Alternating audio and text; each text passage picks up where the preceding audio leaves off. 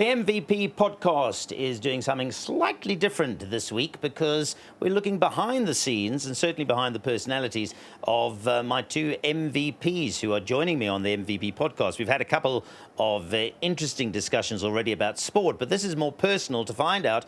What you've been asking me is, where do they come from? Ray, I chatted to and fascinated to find out his history, but I'm dying to find out where Yvette comes from, and particularly the floss part. Yvette Floss, that's your sort of handle. Yes. Where does that come from? You're not sponsored by a dental company or anything? No, not at all. Okay. I am a big sneaker collector. And when I started collecting sneakers, you know, I used to like to show off with all the new pairs that I had and all of the rare stuff that I had. And my friends would love to say to me, "Oh, you love flossing. You just love to floss on us." And, you know, when I started... And it stuck? Yeah, it stuck. Because when I started in commercial radio, you have to kind of come up with a name for yourself. So I said, Yvette Floss. And my boss was like, "Oh, great, spot on." Nice. So it kind of stuck since then. It's got a good ring about it. I like it, so don't get me wrong. Thank you. But, yeah, when we were first trading and stuff, I said, "What are your handles in Yvette Floss?" I thought, oh, that's interesting. Yeah. So let's start from the beginning, because like I did with Ray, I'm fascinated to find out how your experience has been through MVP, particularly with a view that at some point in time, there might be season 2. You guys survived and did extremely well, as we know. But where did it all start for you, the media? Because you've attracted to media. Where did you grow up, and where did that interest, do you think, the seed get planted? I grew up in Alberton, so I'm from the southeast of Johannesburg, and media... That's not that far from Ray, actually, as the crow flies. Not too far, no. yeah. We're not too far off from each other.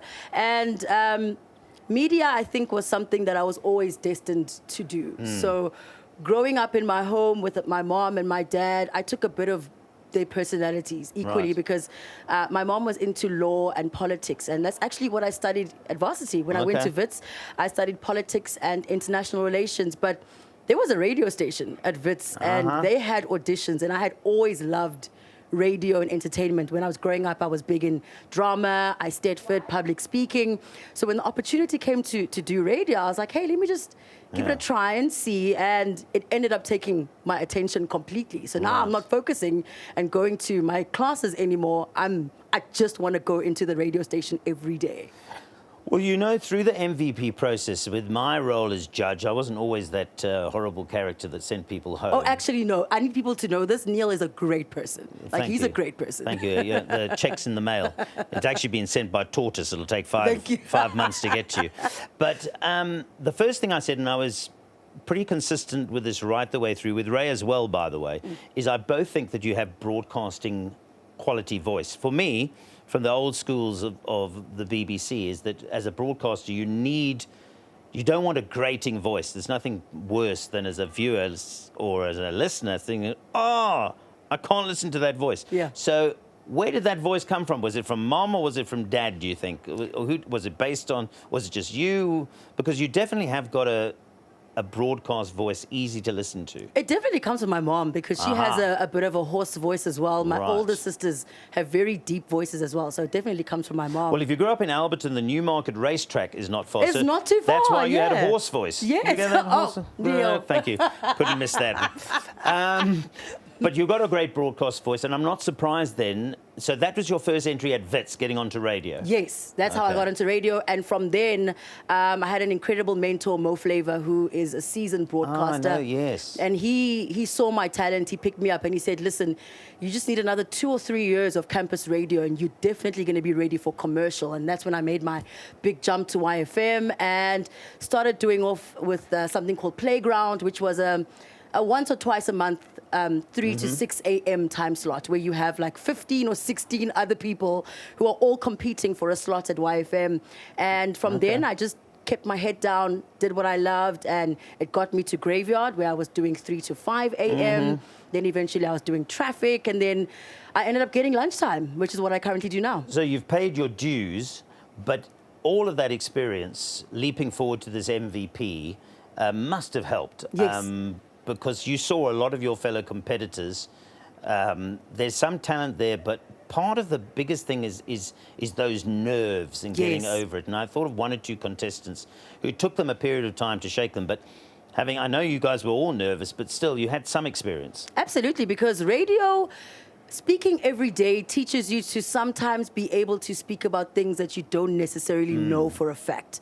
So I'm not proud of it, but I'm really good at holding down a conversation. Yeah, even though I'm not too sure of what the facts are, but because I'm able to articulate myself so well, I'll speak around it, and it ends up sounding like, oh, she knows exactly what she's saying when I actually don't. Well, this is probably going to please you what I say now, because I think that's part of being a presenter is the conversationalist part of things. Yes. I mean, Ray, we've seen. Of the three of us doing MVP, I would suspect that he has the best depth of knowledge. Absolutely. I mean, even though I've been around the block, I mean, his knowledge impresses me. But I know you have that ability to move the conversation on, which from a presenting point of view is what you need to do. So if you've got two top quality football players or rugby players, you need to get the best out of them and ask the correct questions. And there's an art to that, right? Absolutely. You need to be able to go down onto someone's level. Sometimes you are faced with people like sports, players aren't really good at having conversations. Majority of the time, they want their talking to be done on the field, on the pitch. So when you're a broadcaster, you're really able to dig into them and bring out their personality. I remember interviewing Themba Bavuma, who he just keeps to himself. He's such a great star, and he's an introvert. He doesn't like speaking a lot. But by the end of that interview, we had ended up finding out how much he loves Calvin Momo, what he does on the weekend, and it takes a certain type of broadcaster to be able to get in touch with sports players in that way. Absolutely, and I think that Themba would have appreciated that, because once you get him out of his shell, there's real animation in there, but on the face value. So I asked Ray how he saw the MVP talent search, and he explained that it was almost a casual thing. He thought, well, let me try it. How did you get to see that this MVP talent search was on the horizon at Supersport? I saw it on my socials. I saw it on Instagram as I was scrolling, and I thought, oh, okay, this is good. I'll probably do this like next week or something. Yes. And then my producer, Noni Kumalo, she asked me when I got to work, hey, did you see the Supersport thing? And I was like, yeah, I saw it. I'm gonna do it next week or so. And she's like, you're definitely gonna do it today. You're gonna do it today. There was someone pushing you. Yeah, there. She was like, you look good. I'm whipping out my phone. As soon as we come back from this OB, we're shooting a clip here at work, and we're submitting. So procrastination was always something that I struggled with throughout my career. I'd see something and be like, hey, I'd be good at that, but I'll try next week. So I got that extra push from her, which I really needed, and submitted the entry, and we're here today. Well, again, for some people who might be watching this, some youngsters, who knows what age group watch this, but for those, if there is a season 2 that comes around, same question that I asked Ray, what advice would you, it's a quick turnaround, because from receiving advice, now you're giving it, but you've been through that process. What did you make of it, and is there any advice that you could give to a next generation season 2 contestant? Start now, today. Do it now. Whatever it is that you're thinking about, that podcast, that YouTube channel, whatever it is, do it today. But also, if you love sports, don't just love one sport. Put your hand in everything, in every pie.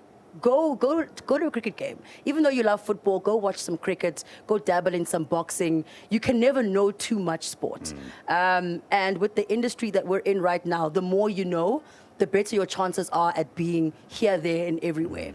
So definitely that. And to the ladies in particular, I'd say, we've had women pave the way for us. We've had the likes of Carol Shabalala. We've had our Mutsidisi Mohonas really pave the way for us. And it's up to us to now continue. They've passed the baton on to us, and we need to hold it with pride. So know your stuff. Know your stuff. It's not easy, because you have the boys who eat, live, breathe sports on a daily basis, and they know their stuff. And there's been the perception that women only get the jobs because they look good, or I was whatever. going to say that. Sadly, that is a reality. It's still a reality. It shouldn't be, but there is a reality. There's still way too much testosterone pumping through the industry. Absolutely. And as a woman, therefore, you're at a bit of a disadvantage, because people will say, oh, she's not going to know much. But the flip side to that, I suppose, when you do speak and you're knowledgeable about a fact and can engage, then people quickly, that's what hopefully this MVP podcast is about, the people saying, well, actually, this is interesting stuff they're talking about. and they're asking interesting questions. Absolutely, absolutely. We're having the time of our lives. You know, we're giving our opinion. We get to make mistakes. We get to learn. Before Supersport MVP, I liked English football, but I didn't love it. But now I love it. I'm addicted. I sit and I watch, you know, repeats, and I watch analysis, and I really want to dive deeper into the EPL as opposed to when I started. Before I started, I loved the PSL. I need to qualify that a little bit tongue-in-cheek, is that the only reason she became that interested is since Manchester United, she's a United fan, beat Manchester City. Before that result, she was like, true. No, so I'm just teasing a bit. But that was a great result for you guys the other week, wasn't it? Absolutely. It was very unexpected. Yeah. But I did say that if there's anyone who can come in and make a difference at United, it's Michael Carrick, because he understands the players that we have. He understands our midfield in particular, where we've been having the biggest problems. And it's amazing what you can do when you just let football players play football. Yeah. We're seeing Bruno Fernandes. I know a lot of people are like, Bruno, he's always throwing his hands up in the air and he's always having tantrums. But there's one consistent player who, when United were doing a terrible job, was scoring goals. He does his job. Yeah. Bruno Fernandes does his job. And I have high hopes going in. I mean, we only have one game a week, so we have no reason not to make it into the top 4 or even walk away with You only got one game a EPL. week because my dreadful side beat you in the Europa League final, you see, so we got the Champions League. Absolutely. But maybe it works well, only playing once a week. You can rebuild, unlike our team. Anyway, let's now get on to Premier League. This is Yvette, and the floss part is definitely out there. Just a chance for you to push your radio show, because where do we listen to that? Because it's Monday to Friday. Yes, it is 12 to 3 in the afternoon. We're the best lunch show Mhlauli, the Lunch League 12 to 3 with Fresh by Caddy and Yvette Floss. There we go. Yvette, of course, never mind radio. She's now on the MVP podcast. We've got lots of good content coming up. I thought I'd give you a look behind the scenes at Ray and Yvette and where they've come from and how they've broken through. You now know them a bit better, and we've got lots of MVP content coming up. As the world of football never stops, neither does rugby, neither does cricket, and neither does horse racing. We'll see you soon.